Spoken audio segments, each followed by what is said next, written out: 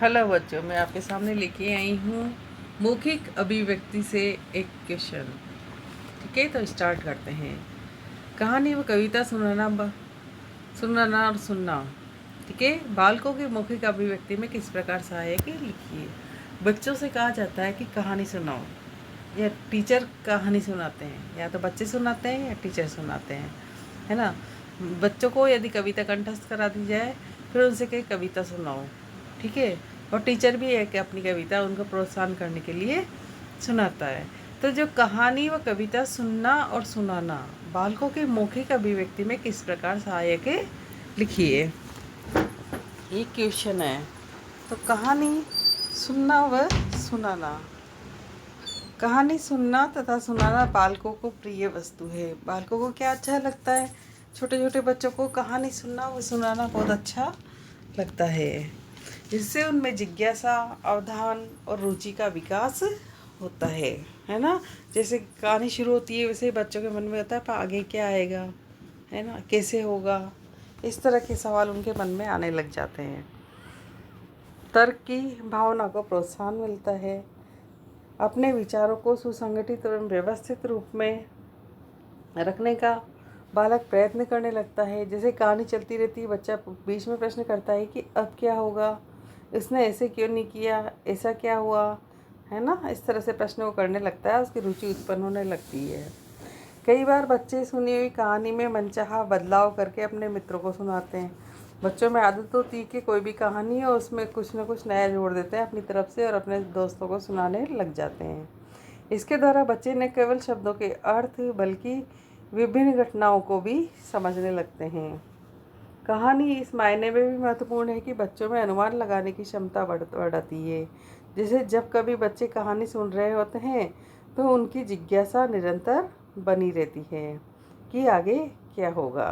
वे अपने स्तर पर अनुमान लगाते रहते हैं तथा कहानी उनकी सोच के अनुरूप आगे बढ़ती रहती है। इससे वे अधिक आत्मविश्वासी होने लगते हैं तथा समय के साथ साथ उनके अनुमान ज़्यादा सटीक होने लगते हैं। कई बार सुनाने वाले को उसमें से कोई बात ज़्यादा महत्वपूर्ण लगती है तो वह उस हिस्से को बढ़ा चढ़ा कर भी सुनाता है। ऐसा करते समय जीवन की घटनाओं, चरित्रों आदि को गढ़ना तथा उसके द्वारा सुनने वाले का ध्यान आकर्षित करना मुख्य उद्देश्य होता है। साथ ही सुनाने वाले का तरीका और हाव भाव भी इसकी रोचकता पर प्रभाव डालते हैं, है ना। सुनाने वाला जब कहानी सुना रहा है तो किस प्रकार से सुना रहा है, उसके चेहरे पर कहानी के शब्दों के अनुसार हाव भाव आ रहे हैं या नहीं आ रहे हैं, है ना। जितना ही वो कहानी सुनाने का अपना तरीका अच्छा रखेगा उतना ही सुनने वाले को आनंद आएगा। जब कहानी में शब्दों का ठीक से उपयोग होता है तो बच्चे हाव भाव के साथ सुनेंगे, वह शब्द से उसके अर्थ का अनुमान भी लगा लेंगे। ये शब्दकोश उनके सुनने, समझने और अनुमान लगाने की क्षमता में वृद्धि करता है। बच्चों को कहानी सुनाना जितना ज़रूरी है उतना ही ज़रूरी है उनसे कहानी सुनना। कहानी सुनाने से बच्चों में अपने आप को अभिव्यक्त करने की क्षमता का विकास होता है।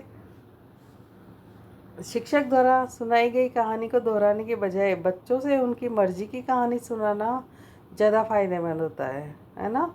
शिक्षक अपनी पसंद की कहानी सुनाए उससे पहले उनको बच्चों से पूछ लेना चाहिए तुम्हें किस तरह की कहानी सुननी है, और वही कहानी फिर शिक्षक सुनाए जो बच्चों को पसंद हो, तो बच्चों पर ज़्यादा प्रभाव डालती है। कहानी के व्यक्तित्व व चरित्र के बारे में प्रतिक्रिया देते समय वो अपने अनुभव को भी इसमें शामिल करता है।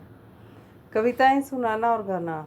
कविताएं सुनाना भी एक कला है। कविता अपने आप को अभिव्यक्त करने और जीवन से जोड़ने का एक सशक्त माध्यम है। नियमित रूप से कविता व गीत सुनकर बच्चे भाषा की बुनियादी संरचना ग्रहण कर लेते हैं। कविताएं सुनते हैं तो क्या होता है, जैसे उसमें लय, ताल, सुर वगैरह का काम में लिया जाता है, सुनाने में हाव भाव काम में लिए जाते हैं, तो उससे बच्चे की क्या होती है, उसकी भाषा का विकास होता है। जिसे कविता में आने वाले शब्दों का अर्थ पकड़ लेते हैं, कविता के लय को बिना बिगाड़े तुकबंदी भी कर लेते हैं। साथ ही कविता बच्चों को अपने अनुभवों से भी जोड़ती है। यदि एक ही कविता दो अलग अलग बच्चों द्वारा पढ़ी जाएगी तो दोनों ही उस कविता का अर्थ अपने अपने अनुभवों से जोड़ते चलेंगे। शिक्षकों के लिए ये सोचने वाली बात है कि कक्षा में कविता के साथ किस तरह से काम किया जाए जिससे बच्चों में रचनात्मकता का विकास हो एवं अपनी भावनाओं तथा अनुभवों को कविता व गीतों के द्वारा अभिव्यक्त कर सकें। मुझे उम्मीद है इस क्वेश्चन से आपको काफ़ी सहायता मिलेगी। अन्य क्वेश्चन लेके आपके सामने फिर आएंगे। तब तक के लिए हमारे चैनल को लाइक शेयर सब्सक्राइब करें। जय हिंद, जय भारत।